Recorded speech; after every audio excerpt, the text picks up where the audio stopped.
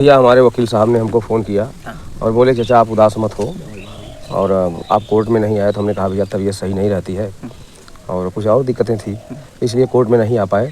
लेकिन मैं सभी अधिवक्तागण को प्रणाम करता हूँ, तहसीलदार साहब को भी नमन करता हूँ कि आप लोग सच्चाई के साथ में हो। बहुत बहुत धन्यवाद है आप लोगों को, ईश्वर हमेशा सुखी रखे। और मैं उम्मीद यही करता हूँ कि जल्दी से जल्दी ऐसे अपराधियों को सज़ा मिल जाए, जिससे समाज में एक मिसाल पेश हो, एक मिसाल पेश हो समाज में कि कम से कम कोई ये दुस्साहस दोबारा न करने पाए कि किसी के बच्चे का गला काट दिया जाए। तो जो वहाँ बहस हुई, बहस के बारे में कुछ बताया गया आपको? नहीं भैया, बहस हुई और काफ़ी तीखी बहस हुई, काफ़ी तीखी बहस हुई और हमको लोगों ने बताया कि घंटों बहस हुई। और उसके बाद जो है अब देखिए 24 तारीख को क्या फैसला आता है और अब ईश्वर जाने या तो कोर्ट जाने अब क्या होता है क्या नहीं होता है। लेकिन मैं सबको फिर से धन्यवाद कहता हूँ, आप सबको धन्यवाद है। तो 24 तारीख को जो है फाइल आदेश में चली जाएगी, ऐसा सुनने में आ रहा है। जी, मैंने भी यही सुना है कि आदेश सुरक्षित रख लिया जाएगा और फैसला देखिए क्या होता है। आदेश सुरक्षित तो रख लिया जाएगा, अब फैसला क्या होता है। और मैं तो उम्मीद यही करता हूँ कि न्यायालय जो है हमेशा सच का साथ जो है देता है। और माननीय न्यायालय से निवेदन भी करता हूँ कि आप मुझ गरीब के ऊपर इतना उपकार तो जरूर कर दीजिए। अगर मैं गलत हूँ तो सज़ा दीजिए, लेकिन अगर मैं गलत नहीं तो जो गलत है, जिसने गलती किया है उसको सज़ा दीजिए। तो उसमें जो नोटिस चस्पा किया गया था उसमें तो बिल्कुल तय है कि इनका मकान बंजर ज़मीन में ही है। जी बिल्कुल क्लियर है, वो कंफर्म है कि इनका बंजर में है। जब बंजर में है, सरकारी ज़मीन में है, तो रुक तो नहीं सकता कि ऐसा कुछ करके रोक लें? अब भैया आज 5-6 महीने से रुका हुआ ही तो है। रुका मतलब एक प्रक्रिया चल रही है, जो कानूनी प्रक्रिया है उसके तहत जो है वो विपक्षी को भी मौका दिया जा रहा है कि भाई जो भी आपको इसमें अपना साबित करना है तो आप साबित करिए कि हम बंजर में बनाए हैं कि नहीं बनाए। तो इस प्रक्रिया को पूरा किया जा रहा है। जी वो तो कानूनी प्रक्रिया है भैया, वो तो पूरा की जा रही है ना। सबको बराबर का मौका दिया जाता है, सबको बराबर का मौका दिया जाता है, अपराधी को भी और जो निरपराध है उसको भी, सबको बराबर का मौका दिया जाता है कि आप अपना पक्ष रखिए। पक्ष रखने का मौका दिया जाता है कोर्ट में कि बाय द वे कुछ 19-20 न हो और कोर्ट के ऊपर इल्जाम न लगे। लेकिन ऐसा भी केस में देखा गया, कई एक प्रयागराज में घटना घटी थी जहां पर एक दलित युवक को जिंदा जला दिया गया था। तो वहां पर तो दूसरे दिन ही बुलडोजर की कार्रवाई हो गई थी। भैया अब मैं अपना दुर्भाग्य समझूं इस चीज़ को और या फिर और कुछ समझूं, लेकिन मैं तो समझता हूं कि मेरा दुर्भाग्य ये है कि अब तक अपराधी को सज़ा नहीं मिली, तो कहीं ना कहीं उसकी किस्मत उसके साथ है, मेरे साथ नहीं है। नहीं तो आपकी जो है कानूनी प्रक्रिया के दौरान चल रहा है। लेकिन वहाँ पर ये भी देखा तो मकान नहीं बना था, वहाँ पर ही छप्पर वगैरह रखा गया था, तो बुलडोजर चला। तो वहाँ भी पूछा गया तो कुछ और बता रहे थे कि मतलब इस केस की वजह से नहीं चला, कुछ और भी बताया जा रहा था। लेकिन अभी जो लालटक मकान की जो बातें चल रही है, ये तो मान लो कि कानूनी प्रक्रिया के तहत ही गिरेगा, क्योंकि जो भी अधिकारी हैं अपना कलम कोई नहीं फंसाना चाहते। जी बिल्कुल, जाहिर सी बात है, सारी चीज़ को मद्देनजर रखते हुए हर चीज़ की छानबीन करके ही अधिकारी कोई फैसला देंगे और जल्दबाजी में कोई फैसला कोई अधिकारी नहीं देगा। लेकिन हाँ, जो चीज़ें अब हो रही हैं यही चीज़ें तत्कालीन लेखपाल साहब जो थे, जगदीश यादव नाम था उनका, हम लोगों ने इतना कंप्लेंट किया, इतना एप्लीकेशन डाला, लेकिन जगदीश यादव आते थे कहते थे पहले तुम्हारा घर गिराएंगे। तो भैया मेरा तो गिर ही गया, उसने बनने ही नहीं दिया तो गिर गया। अब आओ यार उसका घर तो रोक लो। तो चाचा जी इतना दिन हो गया आपका घर दिख रहा है कि, तो इसमें जो 24 तारीख को अब सुनवाई होना है, इसमें क्या कुछ जो है होगा? भैया भविष्यवक्ता मैं नहीं हूँ, एक हमारे बाबा जी हैं, आप शायद उनसे पूछ सकते हैं, वो बता देंगे कि 24 को क्या होगा, वो बाबा जी बता देंगे। बाबा जी बहुत कुछ जानते हैं। 24 को तो फाइल आदेश में चली जाएगी। जी उम्मीद तो मुझे यही है, लेकिन क्लियर मैं नहीं हूँ। और रह गई बात तो 24 को क्या होगा, अब पता नहीं, रात में ही मैं मर जाऊँ तो उसके लिए मैं क्या कर सकता हूँ, कैसे बता दूँ। तो फाइल आदेश में जाने के बाद जो है बुलडोजर की कार्यवाही कब तक होगी, ऐसा कुछ? हमारे प्रधान जी हैं, हमारे प्रधान जी खुद ही बुलडोजर है यार। प्रधान जी खुद ही बुलडोजर? हाँ और क्या, आदेश होने की देर है, प्रधान जी तो इंतजार कर रहे हैं कि आदेश हो जाए। ऐसा भी सुनने में आया कि अगर आदेश सिर्फ हो जाए तो प्रधान जी खुद जो है भाई कानूनी ही प्रक्रिया के तहत अगर बोल रहे थे कि जो भी तेल पेट्रोल का खर्च लगेगा वो लगवा कर गिरवा देंगे। जी बिल्कुल, और प्रधान जी हमेशा जाते भी हैं और सारे जो है हमने जितने अधिवक्ता किए हैं उन सबका खर्चा भी प्रधान जी भैया हमारे देखते हैं। हाँ, और तो बुलडोजर का तेल भी दे सकते हैं, ऐसी बात नहीं है। तो बुलडोजर चलने का जो है राह देखा जा रहा है, पूरा देश जो है देख रहा है कि कब और कितनी जल्दी बुलडोजर की कार्रवाई हो सकती है। जी उम्मीद तो मैं ही कर रहा हूँ कि पूरे देश की जो जनता है, हमारी जो जितने भी बंधु भाई देख रहे हैं, मैं प्रणाम करता हूँ कि आप सब लोग मेरे साथ में खड़े हो। मुझ गरीब में इतनी औकात नहीं थी कि इनसे लड़ाई लड़ लूँ, लेकिन आप सब लोगों के सहयोग से मैं इनसे लड़ रहा हूँ। और आप लोग जितनी उम्मीद किए हैं, बस आप ही लोगों की उम्मीद पे मैं भी टिका हूँ कि आज नहीं तो कल फैसला होगा और वो भी सच्चाई की जीत होगी। तो चाचा जी, जैसे कि अभी कमाने वाला आपको मतलब इधर कैसे खर्चे बर्चे चल रहा है? भैया कमाने वाला कोई नहीं है और अब कमाने की हिम्मत भी नहीं रह गई है। आपकी तबीयत खराब रहती है? जी बिल्कुल, दवा खा के बैठा हूँ। और एक बाबा जी हैं, कहते हैं होम्योपैथिक दवा है भैया, दिखा दूँ, वहीं रखी हुई है। बाबा जी कहते हैं कि दारू पीता है, तो भैया वही समझ लीजिए। बोलते हैं मीट मुर्गा मांस खाता है। तो भैया आप बताइए कि जिसके पास कोई आमदनी नहीं है, मीट मुर्गा मांस कहाँ से खाएगा? गैया भैंस है, दूध मिल जाता है, दही मिल जाती है, खा लेता हूँ। दाल खरीदने तक की ताकत नहीं है, मीट मुर्गा की बात ही छोड़िए। लेकिन बाबा जी भविष्यवक्ता है, 24 को क्या होगा बाबा जी बता देंगे।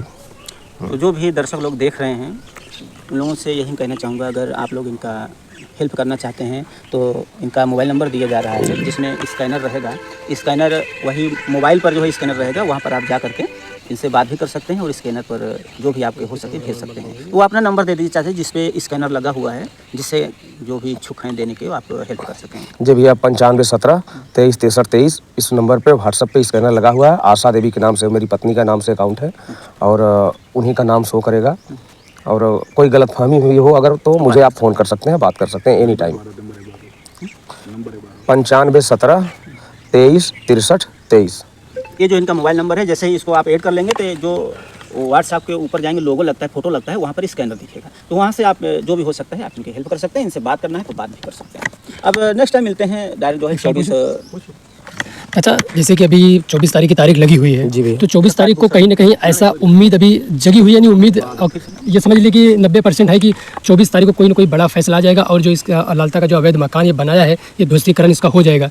लेकिन चाचा, इसके बाद जो अपराधी हैं, लालता का बेटा, उनके लिए कौन सी सज़ा की मांग कर रहे हैं? उनको कौन सी सज़ा मिलनी चाहिए? कि वो भी बहुत बड़ी बात है, क्योंकि घर गिनना ही जो है अनुराग को न्याय नहीं कह सकते। और जो अपराधी है उनको भी बड़ी से बड़ी सजा होनी चाहिए। कौन सजा आप मांग करते हैं प्रशासन जी से? बिल्कुल बिल्कुल, आपने बहुत सही सवाल उठाया कि घर गिरना ही बहुत बड़ी बात नहीं है। घर गिर जाएगा तो यहाँ पे रहेंगे नहीं, तो हमारे बच्चे भयमुक्त रहेंगे। ये तो एक ये बात हो गई। दूसरी बात सजा की बात है, तो ऐसे दुर्दांत अपराधियों को, ऐसे निष्ठुर और इतना घिनौना कृत्य करने वालों को इस समाज में रहने का अधिकार नहीं है। ऐसे लोगों को सबको फांसी पर लटका देना चाहिए। जो लोग घेर कर एक अबोध बच्चे को, विकृत मानसिकता के लोग जो हैं, एक अबोध बच्चे को घेर कर इसलिए मार देते हैं कि वो तरक्की कर रहा है, तो ऐसे लोगों को सबको फांसी पर लटका के एक मिसाल पेश की जाए कि इस देश में कोई ऐसा दुर्दांत अपराधी ना हो जो इस देश के रत्न को खा जाए। ये मेरी मांग है। जी जी जी चाचा। और चाचा जी, जैसे कि आपका ये घर टूटा फूटा दिख रहा है, तो ये अभी तक बना क्यों नहीं? भैया उन्होंने बनने ही नहीं दिया ना, यही घर तो उनको चाहिए था ना। ये पूरा मकान और पूरा पतरा इनको चाहिए था। दिखा दीजिए, कैमरामैन से कहना चाहूँगा। यही देखिए, अभी भी जो है इतना दिन हो गया जो घटना हुआ, घटना के लगभग 7 महीना होने वाला है। यही देखिए कि मकान इनका गिर रहा है, लेकिन अभी भी जो है बना नहीं है। तो जो इसका केस चल रहा था, खत्म हुआ कि नहीं हुआ अभी? जी, जो 95 में उसने मुकदमा किया था, वो माननीय न्यायालय ने कैंसिल कर दिया, रिजेक्ट कर दिया उस मुकदमे को। और ये घर गिर रहा है, अब मैं बनवा भी नहीं पाऊंगा। अब चूंकि उसकी कंडीशन इतनी खराब है कि मेरे पास उतने पैसे ही नहीं हो पाएंगे और वो मटेरियल मैं नहीं मिल पाऊंगा। अब जो उसमें लगता है, थकुआ नरिया जो भी कुछ है, तो वो मिल भी नहीं पाएगा। जो इसमें नरिया कपड़ा वगैरह लगा, जी जी, मिलेगा ही नहीं। अब कहाँ बन पाएगा? तो और इतना खर्चा आ जाएगा, अगर कहीं मिल भी रहा है इतना खर्चा आ जाएगा, तो मेरे पास उतने पैसे नहीं है मैं उसको फिर से बनवा सकूँ। तो यहाँ पर जो केस किया गया तो सब हट चुका है कि नहीं? अभी केस खत्म है, सब खत्म हो गया। अब आप बनवाना चाहें, कोई आपत्ति नहीं? कोई आपत्ति नहीं है, लेकिन अब मैं बनवा भी नहीं पाऊंगा ना। 3 साल से गिर रहा है वो, उसका इतनी जर्जर स्थिति है कि उसको रिपेयर करवाना बहुत मुश्किल काम है। लाखों रुपए लग जाएंगे, मेरे पास है ही नहीं है। सबसे बड़ी समस्या है कि अब तो मान लो कि और स्थिति खराब हो गई है। अभी तो मान लो पहले इनका अनुराग थे यहाँ पे तो कमाने भी जाते थे, लेकिन अब तो मान लो कि वैसे दुखी हैं, बीमार हैं, हर तरीके से परेशान हैं। और यहाँ पर देखिए, यही 1-2 कमरा दिखाई दे रहा है यहाँ पर, तो यहीं पर जो है सभी लोग रहते हैं गर्मी में। भैया क्या करें, कहाँ जाएंगे? अभी उसी गर्मी में तप रहे थे, तो जब आप लोग आए तो उठ के उधर चले गए थे, पेड़ की छांव में एक लोग के पास में बैठे थे। वो आप लोग आए तो हम फिर वापस आए। नहीं तो यहाँ पेड़ की छांव में ऐसे बैठे रहते हैं, जैसे धूप आती है चारपाई खिसकाते रहते हैं, और नहीं तो फिर उसी पतरे में रहते हैं। क्या करें? यानी गर्मी होगी, बारिश होगी, ठंडी हो, वही सब कुछ भैया उतना तो आसियाना बचा है, तो जाएंगे कहाँ? तो इसी तरह से जो है देख सकते हैं कि एक बार और कैमरामैन दिखा दीजिए, इस तरह से टूट रहा है, गिर रहा है, और उतना जो पतरा भी बना हुआ है काफ़ी जो है गर्मी में गर्म रहता है। तो जो भी दर्शक लोग देख रहे हैं उनसे यही निवेदन है कि चाचा जी को थोड़ा हेल्प आप लोग करना चाहें तो कर सकते हैं। अपना एक बार मोबाइल नंबर बता दीजिए, उस पर स्कैनर है 95 17 23 63 23। इस व्हाट्सएप पे जब आप जाएंगे तो वहाँ लोगो पे व्हाट्सएप के स्कैनर दिखेगा, हाँ, तो भी आपको भेज आशा देवी के नाम से आएगा। आशा देवी के नाम से चाची का नंबर है, इनके वाइफ का। जी जी जी। एक सवाल और था जी चाचा, जैसे कि जो ऑडियंस है कि जो हम लोग की वीडियो देखती है वो कमेंट कर रही है कि लालता कहीं ना कहीं जो है ये प्रशासन को खरीद लिया है और प्रशासन को जो है नहीं वो अपने पैसे के दम पर जो है अब तक बचते आ रहा है और उसको तारीख पे तारीख मिल रही है, उसके चाल में जो है पूरा प्रशासन जो है फंसा हुआ है। तो चाचा ये बात कहाँ तक सही है और क्या कहना चाहेंगे आप इस पर? नहीं भैया, मैं किसी के ऊपर इल्ज़ाम नहीं लगा सकता क्योंकि मेरे पास कोई प्रूफ नहीं है। जी, लालता क्या कर रहा है ये लालता ही जाने।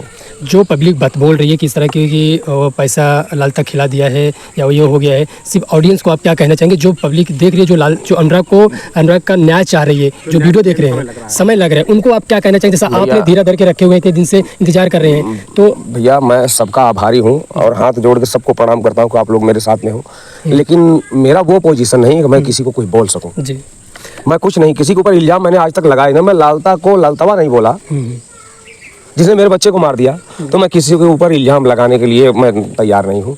बस सबसे विनम्र निवेदन है, प्रणाम है सबको। चाचा, जो लालता का रिश्तेदार हैं, लालता के रिश्तेदार, वो पत्रकारों को, मीडिया को जो है धमकी दे रहे हैं, ठीक है? तो उनके लिए आप क्या कहना चाहोगे? मीडिया को क्या धमकी देना ठीक है क्या? भैया मैं उनको यही कहना चाहूँगा कि भैया अब तो सुधर जाओ, अब तो सुधर जाओ। अरे यार, रामजीत गरीब थे, मीडिया गरीब नहीं होती, बहुत ताकत होती है मीडिया में। रामजीत को आपने मार दिया ना, आप मीडिया को धमकी दोगे तो दे लो धमकी, तो मीडिया दिखा देगी ना कभी अपनी ताकत कि मीडिया होती क्या है।